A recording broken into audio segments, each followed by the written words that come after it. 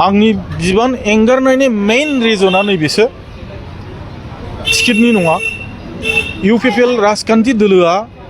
देबरगाव बियाब 10 नं देबरगाव बियाबाव लानाय जि नीति जि कौशल मानगोनां प्रमद बर' सारनि जि एजेन्डा मंगल ग्रहनि जि एजेन्डा लानानै जि खामानि मावनाय आं बेखौ साबजानो हानाय जायाखै। दिनैनि गुबै टपिकआनो जाहैबाय जोंहा इउपिपिएल दोलोखौ थामहिनबा प्रमद बर' सारनि दैदेननाय सरकारखौ एंगारदों जोंनि माखासे रायजो राजाफ्रा आरो इउपिपिएलनि माखासे लिडार मानसिफ्रानो लिडार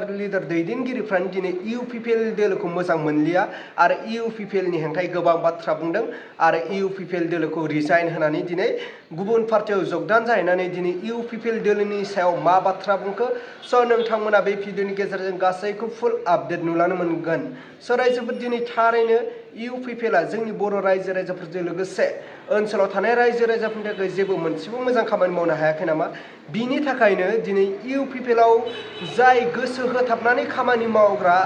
जायफ्रा इउपिपिएलनि दैदेनगिरिमोन बिथांमोना दिनै इउपिपिएलखौ रिजाइन होनानै इउपिपिएल दोलोखौ एंगारनानै दिनै गुबुन पार्टियाव जगदान जाहैनायखौ जों नुनो मोन्दों। दा रायजोफोर नोंथांमोना नायलांबानो जाबाय दिनै इउपिपिएलनि साफा दैदेनगिरिफ्रा दिनै इउपिपिएलखौ एंगारनानै गुबुन पार्टियाव जगदान जाहैनाय भिडिअ क्लिपखौ आङो स्क्रिनाव होबाय। स' नोंथांमोना नायलांदो आरो खोनासंलांग्रोदो। बाथ्राया सैथो। आङो गोलाव सम क'क्राझार जिल्ला इउपिपिएल राजनिति दोलोनि गायसनगिरि सासे गाहाय नेहाथारि हिसाबै बै समनिफ्राय मावबोनानै आङो क'क्राझार जिल्ला इउपिपिएल राजखान्थि दोलोनि लोगो आफादगिरि हिसाबैबो खामानि मावबोदों आरो बिनि अनगायैबो आङो पिसिडिआर मुङाव खेबसे आरो इउपिपिएल मुङै खेबसे राजनितिक दोलोआ आंखौ एमब्रायै खावलायबाय थानायलाय आङो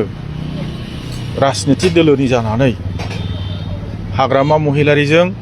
10 नं देबरगाव बियाबाव आङो जे बिसायख'थिनि जुजिनाय बे जुजिनायखौ आङो जुजिबोनो मोनदों। दा आङो माखासे आंनि बेक्तिगत एंगार हायै खारनाव आङो राजनितिक बे रानिं मोनसे राजनितिक दोलोनिफ्राय आं गावखौ एरायनानै थानो गोनां जादों। दा बेनिखायनो आङो दिनैहाय फर्मेलि आङो आंनि मा होनो बेखौ बिबान एंगारनाय रिजाइनेसन लेटारखौ आङो मिरु इउपिपिएल दोलोनि अफिसाव होनानै फैदों आरो आङो नोंथांमोनजोंबो बेखौ शेयार खालामनाय जादों। बिसायख'थिनि जितु बिजाथि लाइयाव नोंथाङा मुं फैनि दारै बे मुंखौ लानाय जादों नामा? मोजां कुइसन। दा समायाथ' दा नोङो बिसायख'थिनिनो मोनसे समाय। दा टिकेट मोनैनि हयथ' निस्सय रिजिगनेसन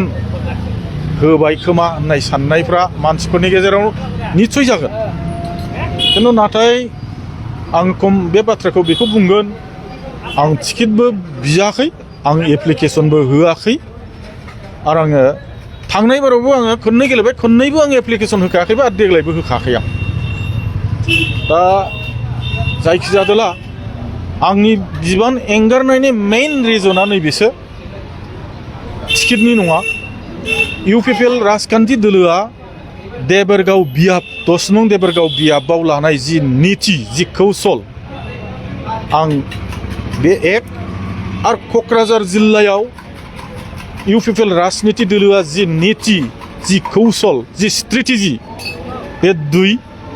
आरो ओभारअल जे जोंनि मानगोनां प्रमद बर' सारनि जि एजेन्डा मंगल ग्रहनि जि एजेन्डा लानानै जि खामानि मावनाय आं बेखौ साबजानो हानाय जायाखै। दा आं सानो जोंनि क'क्राझार ओनसोलनि मानसिफ्रा इसिबां मंगल ग्रहआव थांनो हानाय दिनैसिम मंगल ग्रहनि एजेन्डायाव खारफानो हानाय मोनसे माबा जायाखै। सादा सिदायैनो जोंनि क'क्राझारबासिया सोलियो। दा जोंनि बे प्रमद बर' सारनि बे मंगल ग्रहनि एजेन्डायाव निस्सय जोंनि क'क्राझारबासिनि खामानि मावनाया हयथ'बा साबजानाय जानाय नङा नहयबा जोंनि रायजो राजाफ्रा बिथांजों खारफानो हानाय नङा दा बेफोर गासै नितिखौ आङो माबानो हायैनि थाखाय हेफाजाब बा सहजग होनो हायैनि थाखाय आं बिबाननिफ्राय एंगारनाय जादों आं बे बाथ्राखौ नोंथांमोननो फोरमायथिदों बेजों लोगोसे मोनसे बाथ्राया बेबोदि बे फार्स्ट रिजन सेकेन्ड रिजना बेबो थांनाय 2024 मायथाइनि नभेम्बर दानाव रिसाफलनि गेजेरजों क'क्राझार जिल्ला इउपिपिएल राजखान्थि दोलोनि जि बिबान बे बिबाननिफ्रायबो आंखौ दोनथ'नाय जादों दोनथ'नायाव आंहा उसुबिदा गैया खारन आं नैबे मोनसे जिनिसखौ लुबैदोंमोन मालायखौ जेरैहाय मालायजों रायलायदों जे बे क'क्राझार जिल्लाखौ इउपिपिएल हिसाबै दानाया गायसननाया आं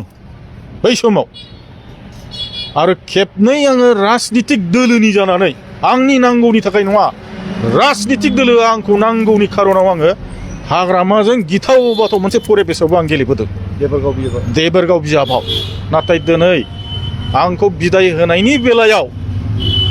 मिनिमाम मोनसे सिम्पेथि मिनिमाम मोनसे फ्रेन्डशिप आंनो होयैनि थाखायबो आङो मोनसे गेदेर मोनसे लाजिनांनाय बा दुखु मोननाय मोनदों आं ओंखायनो बुंदों मंगल ग्रहनि एजेन्डा लानानै खामानि मावनाय प्रमद बर' सारा बैबादि लेभेलाव सेकेन्ड टाइम होनो हाया दा बेबादियाव आंबो खारफानो हाखानाय नङा आरो आं नुयो दिनैहाय आं सिनायो क'क्राझारनि रायजो राजाफ्रा मंगल ग्रहनि एजेन्डासिम खामानि मावनो हानाय जाथ'वाखै होननानै आं सानो थारैनो नोंथाङा दोलोनि नियम निति आदर्शखौ मोजां मोनो निस्सय आङो दहाय एसे सिगाङाव बुंदों क'क्राझार जिल्ला हिसाबै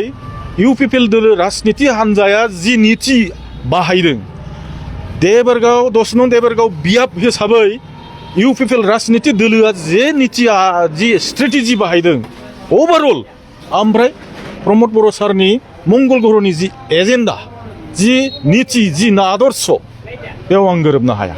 माबादि निति बाहायदों बिथांमोना माबादि नितिखौ आं बेखौ फैबाय थानाय समाव बुंलांगोन खिन्थु दिनै आं बेखौनो बुंनानै दोनबाय बे नितिजों आं खारफानो हाया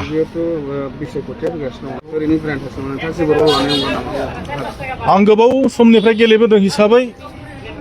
आं दिनै बे बाथ्राखौबो फाइनाल डिसिसन होनो हाया रायजो राजाफ्रा जुदि बुङो रायजो राजाफोरजों रायलायनांगौ मोनसे थाबावबाय मा बुङो रायजो राजाजों आङो नैबे कयेक दिननि गेजेराव गिदिंनानै रायलायगोन अब्ला मानाव गेदेर रायजो राजा आरो लोगो नोंथांमोना थारैनो नुखाबाय खोनाखाबाय बुजिखाबाय नङा होनब्ला दिनै नैबे जाय बिथांखौ नोंथांमोना नुदोंमोन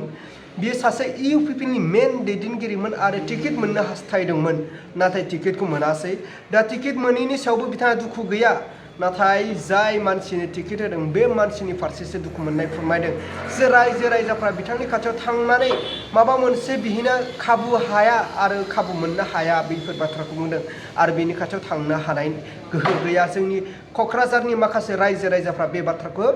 जाय इउपिपिएलनि दैदेनगिरि आरो इउपिपिएलखौ एंगारदों बिथाङा बे बाथ्राखौ बुंखादों नङा होनब्ला नोंथांमोना थारैनो नुखाबाय खोनाखाबाय बुजिखाबाय दा नोंथांमोना बिनि बेलायाव मा कमेन्ट खालामहरो नोंथांमोना कमेन्टनि गेजेरजों फोरमायहरबानो जाबाय थारैनो फैबाय थानाय बिटिसि बिटिआर इलेक्सनाव बबे मोनसे दोलो आफादा बा बबे मोनसे दोलो पार्टिया जोंनि बे बिटिसिखौ सरकार सालायगोन नोंथांमोना एसेब्लाबो हमदांनो हादोंब्ला नोंथांमोना बेखौ कमेन्टनि गेजेरजों फोरमायहरबानो जाबाय जे नोंथांमोननि कमेन्टखौ फरायनानै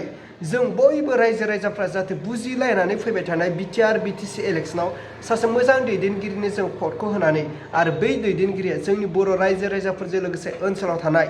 रायजो राजाफोरनि थाखाय खामानि मावो अब्ला रायजोफोर दिनैनि बे भिडिअखौ आं बेखिनियावनो फोजोबबाय भिडिअखौ मोजां मोनदोंब्ला लाइक लोगोसे चेनेलखौ मोजां मोनदोंब्ला साबस्क्राइब खालामनानै होबानो जाबाय